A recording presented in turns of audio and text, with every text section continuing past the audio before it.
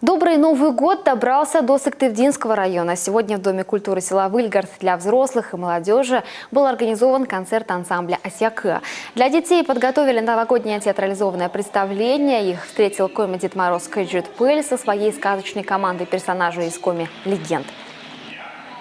Встречают везде хорошо. Есть более-менее, более детки такие, как бы, скажем так, замороженные. Вот это Ижма, допустим, была, потому что вот они как бы получилось, что очень плохо, когда скамейки расставлены, потому что дети садятся на скамейки, и их трудно поднять.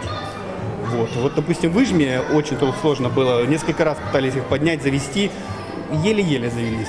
А, допустим, вчера мы выступали в Карткеросе, там тоже дети поначалу сидели все, но мгновенно они встали все в круг, пели, танцевали, играли. Позади у артистов уже около 20 выступлений по всей республике. По словам артистов, некоторые выступления пройдут после Нового года. К примеру, «Теплая зима» скорректировала визит в Усть-Цильму. В день гастролей река еще не замерзла.